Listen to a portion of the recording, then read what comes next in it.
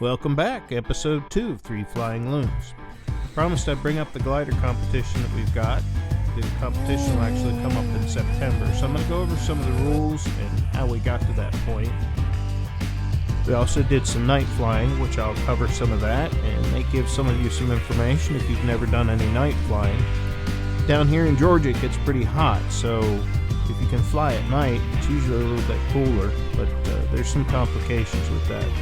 We also got some regular flying in, and one of our youngest pilots actually flying his Aeroscout out at the field. Hope you guys are ready. Episode 2. Welcome back.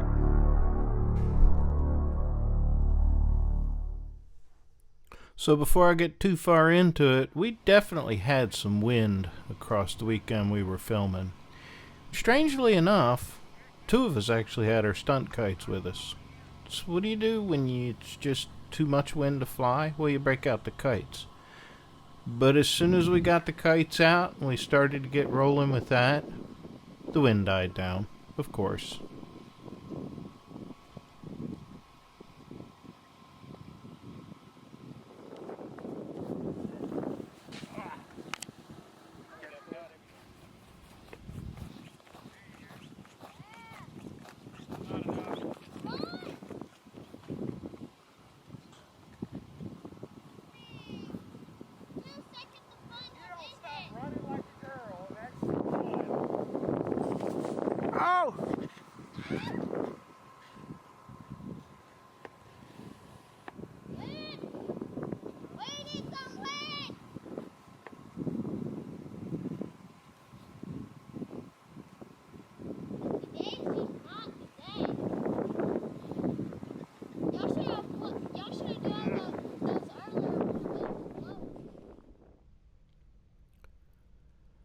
So one of the newest pilots out here at the field is 8-year-old Kai. Now his dad's been flying for a little while, and he just finally took into the liking of aircraft. So he's got this really cool airplane called the Aeroscout, made by E-Flight, and the electronics in it are amazing. I really wish they had something like this when I first started to learn to fly.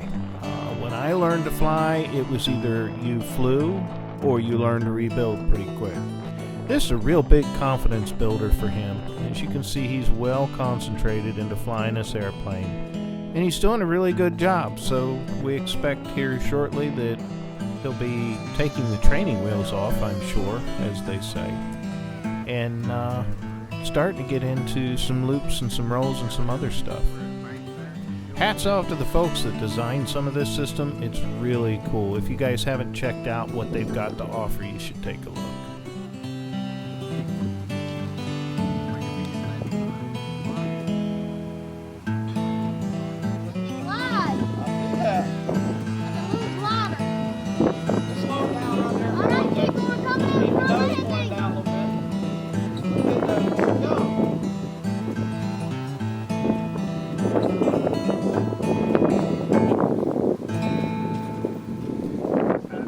Next up, we've got Robin on the P-51 Mustang, and I've always noticed that he seems to see just how low can you go.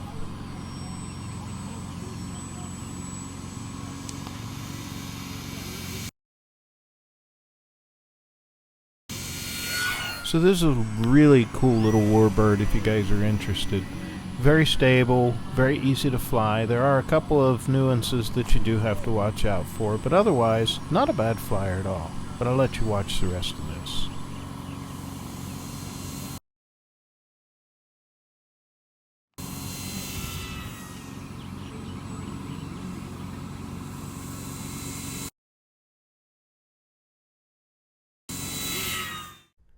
So here's Robin on another aircraft. And so the Freewing L-39 is a EDF, electric ducted fan, and according to Robin, it flew really well. So this is his maiden flight on the aircraft. I think he wanted to give it a shot.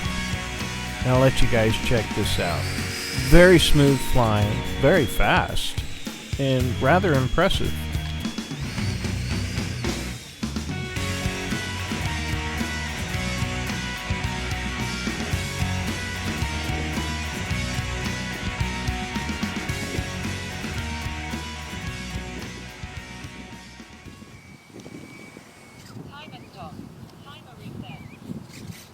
Alright, you ready? Let's do it. Get her done.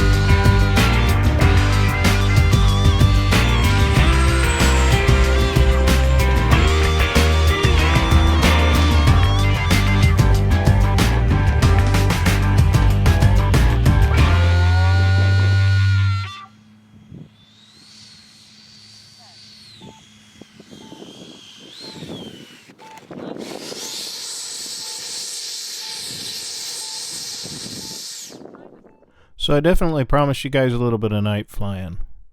So let's show you a few things. This is by far one of my favorite things to do is fly at night. It can be really challenging. Oh, we doing it with controllers? It don't matter.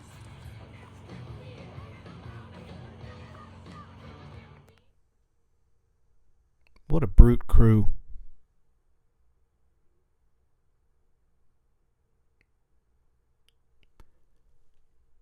So flying at night can have some serious challenges, especially if your airfield is not well lit.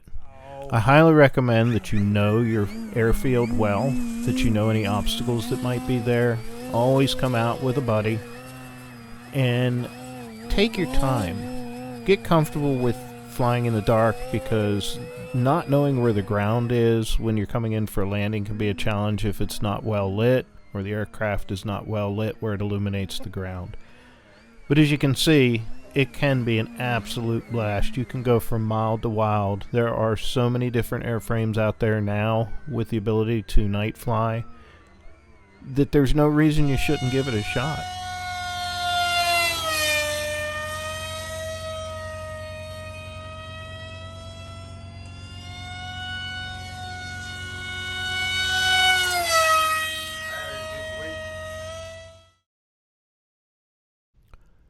So if you guys haven't figured it out yet, I'm Greg, and this here is my RV-8 by Flex Innovation. Really cool aircraft, well illuminated, shows the ground well when I'm coming in.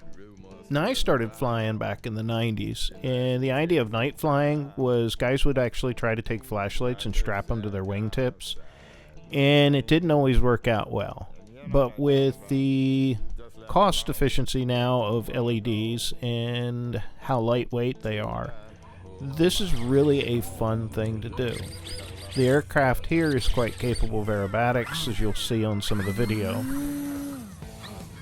I gotta admit, the first time I night flew, my fingers were shaking. Got shaky thumb syndrome for a while, and it took a little bit of getting used to. So definitely recommend that you take your time, make sure that you're watching out for everything that's going on, and know that it's not the same as day flight, but it is the same as day flight. Get used to it, but there's no excuse for you to not give it a shot.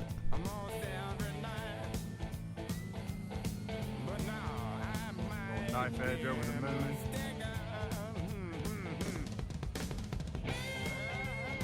Might be coming in for a landing, boys.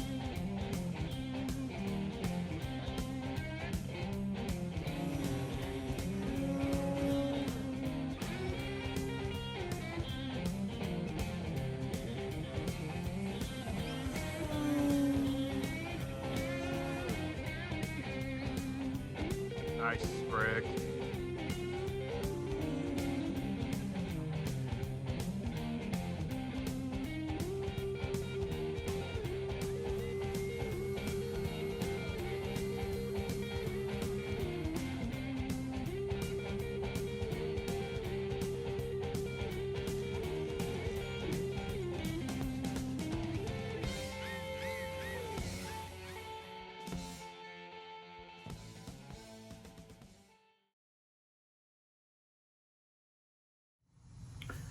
So let me go ahead and get into the longest flight competition we have going on at the moment.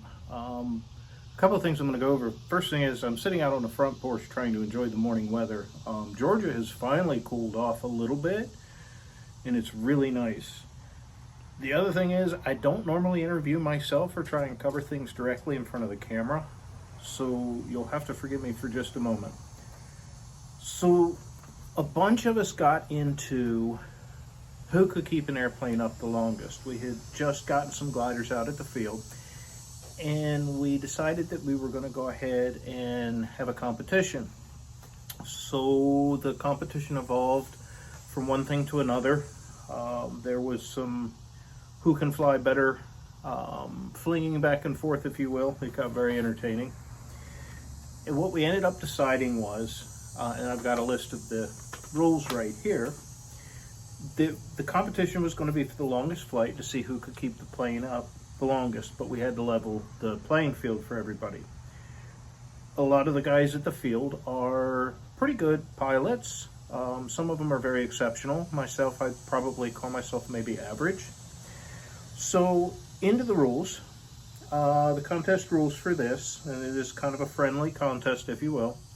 The airframe has to be the Hobby Lobby foamy, the kiddie foamy airplane. If you're familiar with it, probably a lot of us may have had it as a toy as little kids. So we have to take that and we have to put the electronics in it, receivers, servos, propulsion system. The design is completely up to the individual. The wingspan has to remain exactly the same as the foamy airplane originally is. So you cannot extend that airframe at all. Just to give you an idea, that's a 1.18 meter wingspan on that. Has to have a propulsion system, but there is no limitation on the propulsion system. We don't care what's being used. There is no limitation on the battery size. There is no limitation on fuel capacity if you decide to go that route. You can modify any aspect of this airplane except the wingspan. It is not going to be a contact sport. It is not a combat sport. It is to see who can stay up the longest. All the planes will be launched at the same time, and the last person to come down will be the winner. Now, I will say there's a little bit of a backroom friendly bet going on. I won't get into that on the channel, but it should play out to be interesting. We're not allowed to discuss with each other what we're doing to the airplane. That is supposed to be revealed at the day at the field that we plan on doing the flight. The flight is planned for September 14th out at Gamma. I'm hoping that the weather's going to be good. I have some plans already. Mine is almost finished. Some other folks are pretty close to being finished, and we're rounding out the end of August at the moment. So we're coming up pretty close, and the next episode will cover that. It's going to be pretty interesting to see what everybody comes up with, to see who can have theirs up the longest, and to see what kind of joshing and ribbing comes out of it, because I'm sure that there will be some. And we're hoping to have those foamies when we go out to Hafey at Hodges Airfield in October, I think is when Hafey is. So the group of us will be out there. And one last thing I should probably mention, since this is our second episode, 3 Flying Loons does not refer to just 3 individuals. There's 3 individuals at the core of it, but not really. It's probably closer to 5 or 6 of us. So when I say the group of us, we'll see how many people are actually going to compete with us when we come into September. And we'll go from there. It should be pretty interesting. I'm looking forward to seeing how this works out. I think the episode that we'll do to cover this will probably be quite a bit longer than our average 10 to 15 minute YouTube videos that we are currently looking at doing as we push each video out. So, hopefully, it'll be interesting. That's a wrap. Get out of here and go fly.